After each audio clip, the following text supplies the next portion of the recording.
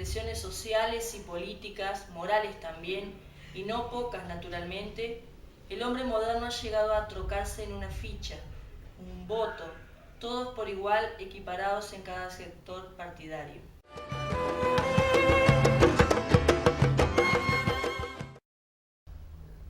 Después del militarismo, que va a consolidar el Estado, después de esto vamos a tener presidencialismos autoritarios. Hay que recordar que la Constitución en aquel entonces era aún la Constitución de 1830, donde el voto no era secreto, donde se establecía una constitución censitaria, una constitución que no permitía el voto a todo el mundo, sino que en realidad el voto estaba restringido a aquellos que eran propietarios y tenían títulos de propiedad y eran alfabetos, y estábamos hablando de una sociedad que no era del todo instruida, más bien era casi no instruida. Pero esta influencia de los inmigrantes, de muchos inmigrantes, va a llevar a que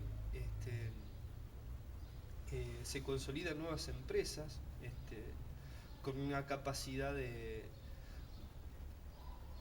desenvolvimiento mucho mayor que en el pasado. Entonces todo eso se va a pensar para un proyecto político educativo en el cual se instruya a nuevos ciudadanos, se los saque de esas viejas tradiciones bárbaras relacionadas con las tradiciones rurales, para llevarlo a un contexto más relacionado con una educación que forme ciudadanos. Y de hecho, así estaba basado el proyecto educativo de José Pedro Varela.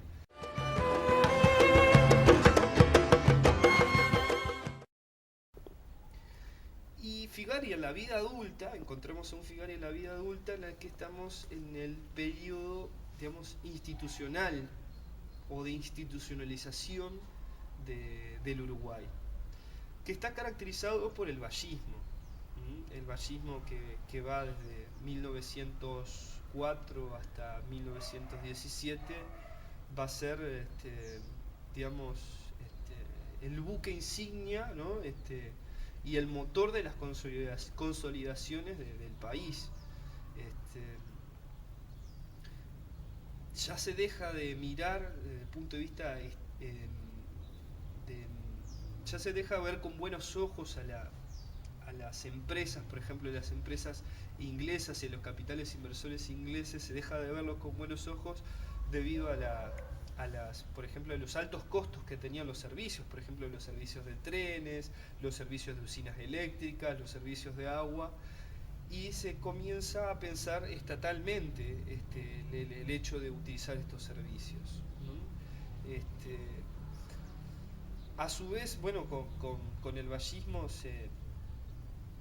eh, se destruyen, por decirlo de alguna forma, la última revolución civil o la última guerra civil, que es la de 1904, la de Aparicio Saravia, que buscaba justamente la representación proporcional en la Constitución, porque además era una Constitución que no permitía la representación proporcional en cuanto a los partidos y a las facciones políticas. Pero va a ser tenido en cuenta en la Constitución de 1917, que va a establecer precisamente las condiciones para las que, bueno, puedan votar todos los ciudadanos, hombres en este caso, porque la mujer recién se le va a permitir, se le va a habilitar el voto en 1932, pero se crea así, se decreta el voto universal y la representación proporcional, lo que le va a permitir a los blancos comicios dentro de lo que es el gobierno.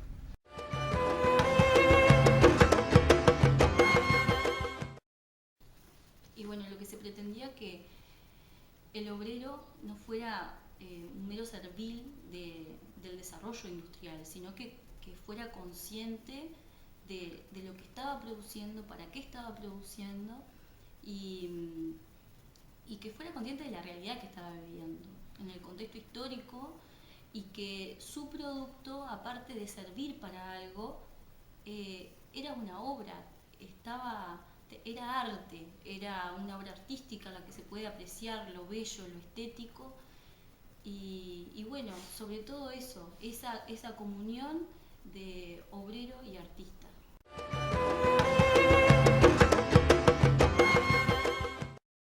Lo primordial es prepararnos para utilizar nuestras riquezas, las que se exportan para ser transformadas en el extranjero y devueltas a veces a nuestro propio país, valorizadas por la mano de obra y por el ingenio de otros pueblos. Es claro que si esta transformación la hiciéramos aquí, habríamos fomentado tanto nuestra riqueza cuanto nuestra cultura.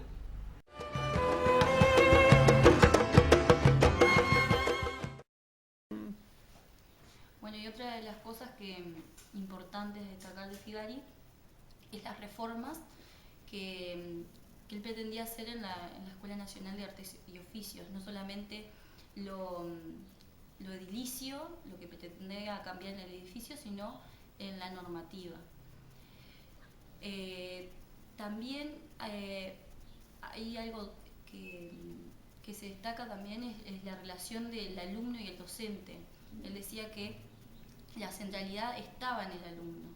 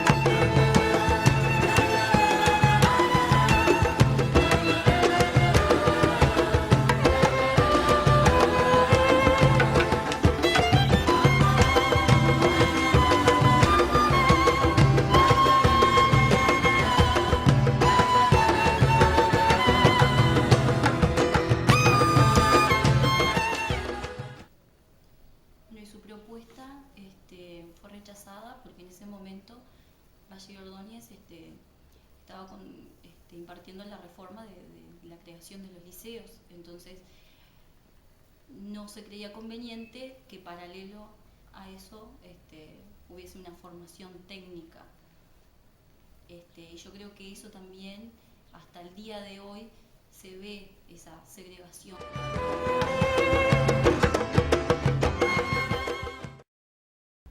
Y también hay otro elemento importante que considerar en esta historia, que en el contexto en el que se desenvuelve Figari, que es la universidad. La universidad va a tener un peso importante en lo que va a ser la vida de los intelectuales, ¿no? Primero con la formación de la Facultad de Derecho en 1848, y después sucesivamente se irán incorporando otras facultades, pero de estas facultades surgen las figuras. Bueno, justamente Figari estudia Derecho, se forma en Derecho, la mayoría de los presidentes constitucionales después van a ser muchos de ellos egresados de la Universidad de la República, que va a generar primero un movimiento que se llama eclecticismo espiritual, y después en muchos casos van a desarrollar el ateísmo. La universidad va a ser muy, muy importante lo que va a ser la visión del Estado después para despojar a la Iglesia de los poderes que concebía en el terreno, en el campo del Estado, ¿no? Ya desde 1861 se secularizan los cementerios en el Uruguay, lo que habilita a muchas religiones a poder practicar el culto en los enterramientos. Y va a ser la culminación, digamos, de este proceso de secularización en el cual funciones de la Iglesia pasan al Estado, va a culminar en 1917. Bueno, todas esas estos factores multicausales van a atravesar evidentemente la vida de Figari, que va a mirar con cierta nostalgia todas las costumbres y tradiciones que vivían en la época de su nacimiento en el Montevideo, digamos, del 70 y del 80, ¿no? En la cual el elemento afrodescendiente va a estar presente en la sociedad y va a mirar con cierta nostalgia Pedro Figari esta visión cotidiana de la vida que va a estar relacionada precisamente con la cultura bárbara.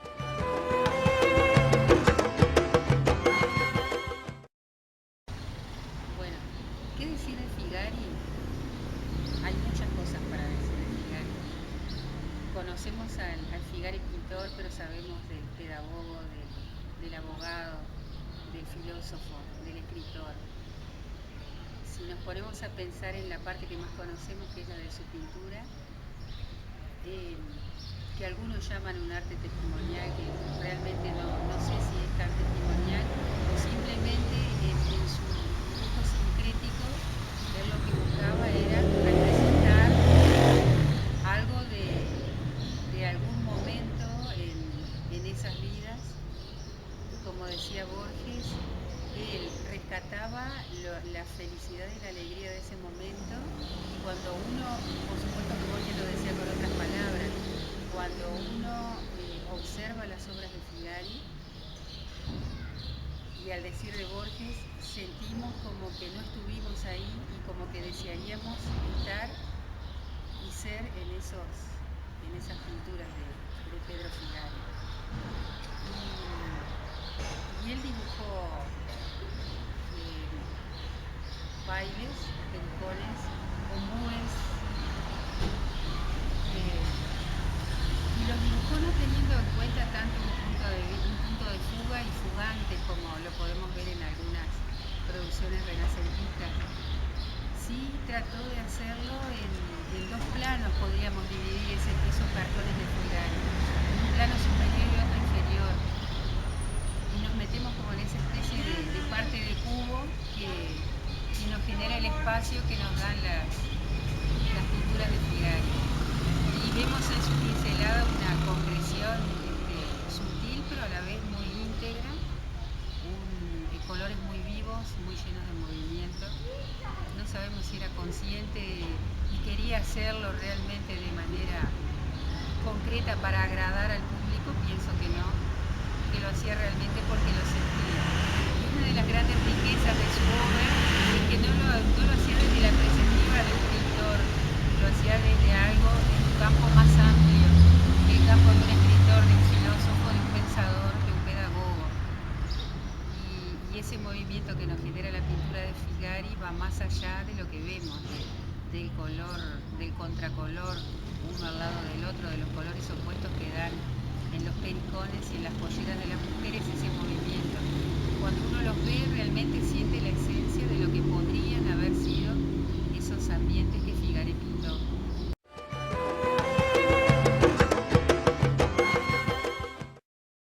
El prurito conservador induce a la reglamentación, a la mecanización del esfuerzo, porque no toma en cuenta la evolución, por un lado, y por el otro no advierte que en la realidad, como en las clínicas, hay más bien casos, es decir, antes enfermos que enfermedades, y que no hay, pues, necesidades ni aspiraciones constantes y uniformes, sino al contrario, cambiantes, particulares, por lo cual lo más juicioso es considerar que no hay dos soluciones igualmente oportunas en cada caso. Esto es lo que mejor caracteriza el verdadero concepto del arte.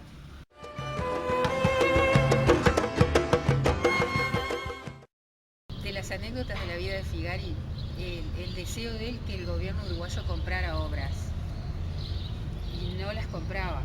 Entonces le escribe una carta al diario El Imparcial, creo que así se llamaba, y Fernán Silva Valdés, irónica y cariñosamente le responde, viejito glorioso, no recuerdo exactamente las palabras, si le dice viejito glorioso y honorable, no te preocupes, que ya van a tener que comprar esas obras que querés que estén colgadas en nuestro palacio de leyes, y las van a tener que comprar bien caritas dentro de un tiempo.